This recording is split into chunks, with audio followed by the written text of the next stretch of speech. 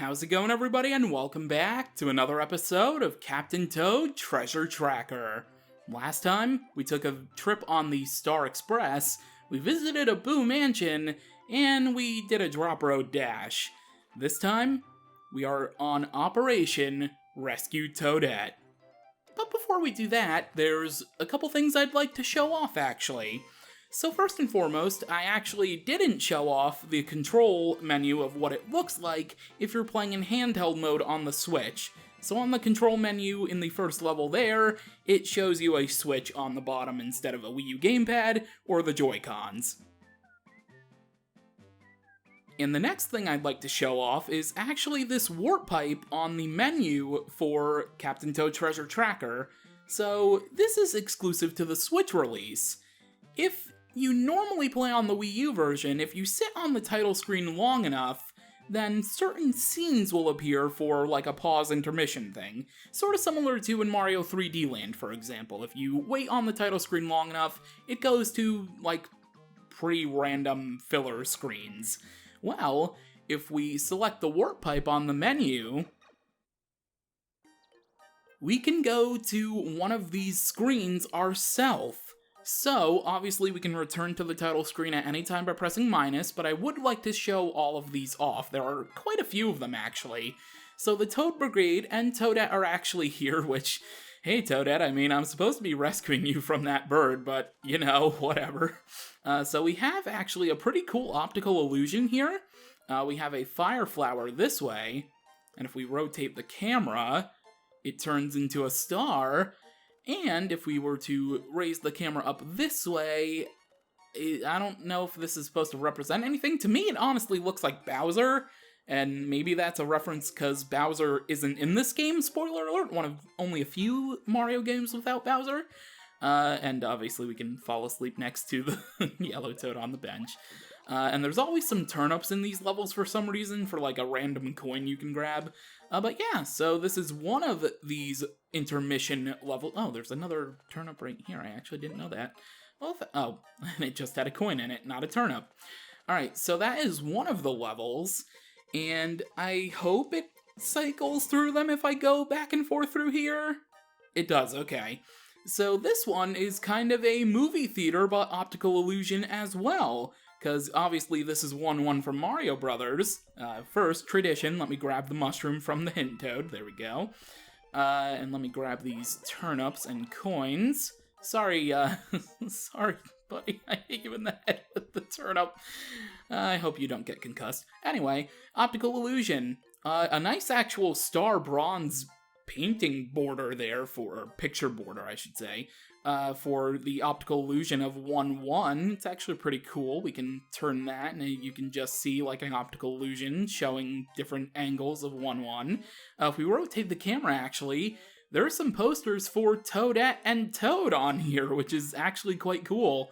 Hopefully I don't forget this time, but here are HD versions of the Toad and Toadette wanted posters. Bink. Bink. And then if we rotate the camera even more, you can see our sleeping yellow friend is in a little cubby hole behind the optical illusion. We can bother him, I guess, by using the reticle to try waking him up, although he doesn't ever wake up. And then we can just keep rotating the camera, and I love the animation, the idle animation of Captain Toad sitting. It's just so adorable. Alright, let's return to the title screen, because there is one more, I think? I think they added one in this release. No, it's not this one. I didn't mean to take a capture. I think they added another one? I think, if I remember? It doesn't seem like they did. Let me not press the capture button again. Let me make sure I'm pressing minus. I'm only gonna do this one more time, but I thought they did add another one. I guess they didn't. Wow, okay. So yeah, those are some idle title screen-ish levels that you can see anytime you want by pressing on the warp pipe. Anyway, we are not going into the VR mode. We are returning to the book because it's time to rescue Toadette. Why did it go back to Briny Bowl?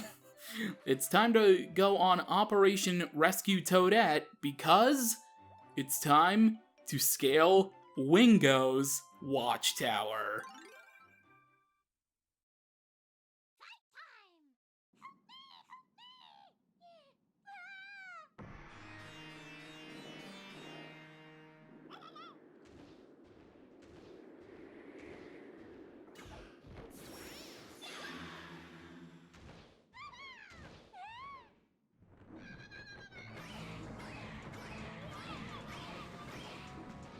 we now have a name for the menace that kidnapped Toadette. Say hello to the main boss of Captain Toad Treasure Tracker, Wingo. Wingo is a pretty giant bird that has an interesting development. I'll be sure to post-commentate this because I actually don't have my notes in front of me for this as I scale the rest of the tower. And also avoid Wingo's wind patterns.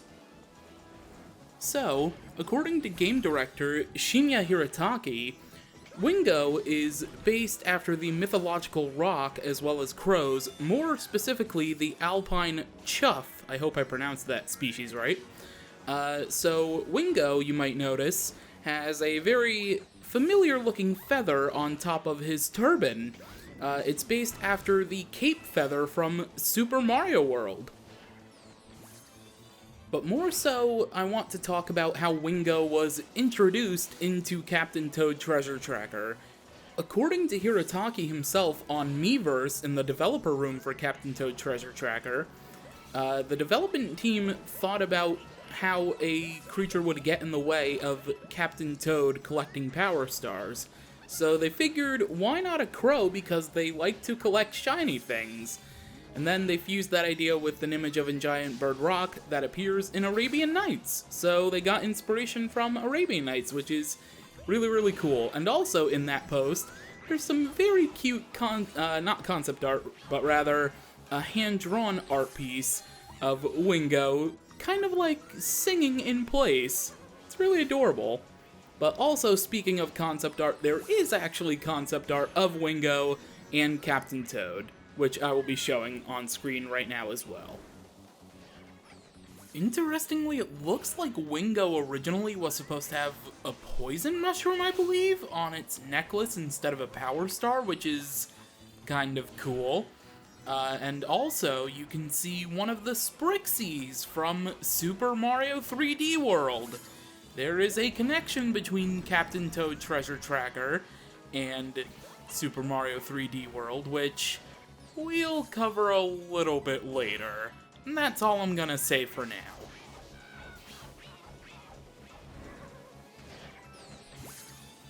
So the secret objective for this level is to collect 70 coins if you are playing on the Wii U or the Switch version. On the 3DS version, you only need to collect 60 coins, which I obviously already have. Why they made the 3DS version a lot easier, I don't really know. Maybe the developers wanted an easier experience for 3DS players. Anyway, we have all 3 Super Gems, so now it is time for us to cross the bridge, enter the cannon, and it's time to fight Wingo.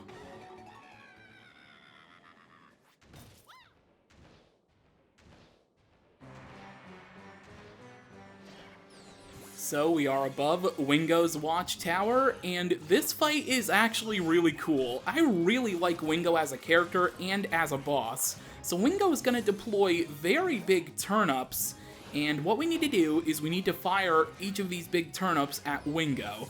Now, of course, you can't fire all 3 of them directly at Wingo all at once, because Wingo can disappear and move places. And also, Wingo will continue to gust some wind at us even up on the Watchtower. Wingo, you have a serious big gold collection. I think the main villain from Austin Powers Gold Member would really, really like you. I love gold! Alright, let's get the turnip.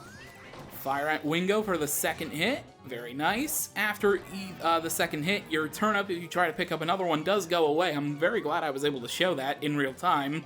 And then Toadette will deploy either a 1-up mushroom if you still have your super mushroom, or she will give you a super mushroom if you are missing one.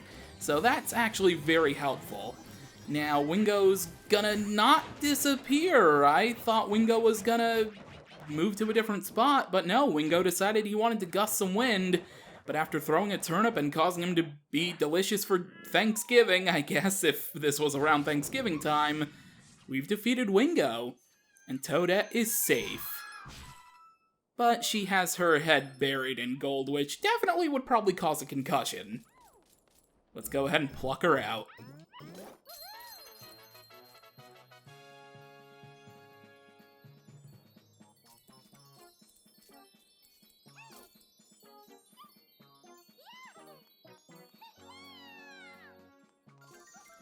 Toadette is nice and safe, and her and Toad are dancing to celebrate the fact that we've beat Wingo. Aww, I love when they dance. It's so adorable. It's just so special seeing them dance together. Just the way they move, it's so adorable. But we can't sit here and dance all day. We have a power star to collect.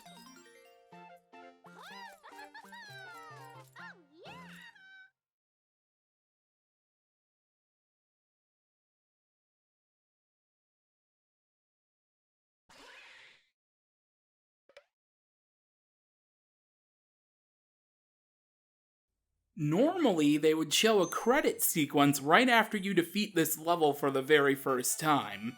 However, I'm gonna skip that because this isn't the end of the Let's Play, and I don't want to debate you just like the game did on my first playthrough.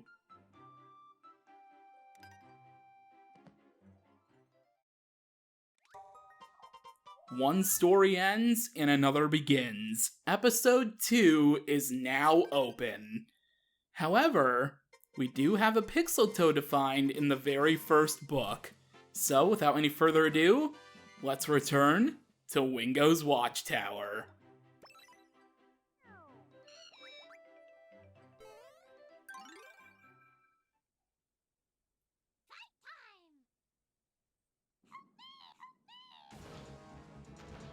So, funnily enough, Pixel Toad is actually visible right in the immediate beginning. Yeah, you don't need to really move anywhere in this level, just go ahead and pluck Pixel Toad out of the ladder that he's sitting in. Anyway, that is it for the first book altogether.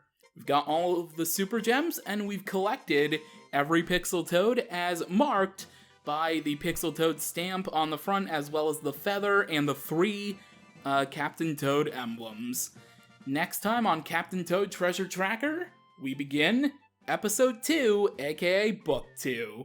For now, thank you for watching, and until then, catch you later.